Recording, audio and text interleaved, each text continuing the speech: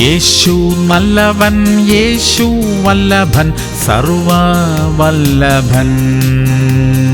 കണ്ണുനീർ മാറ്റി സന്തോഷം തന്ന യേശു നല്ലവൻ.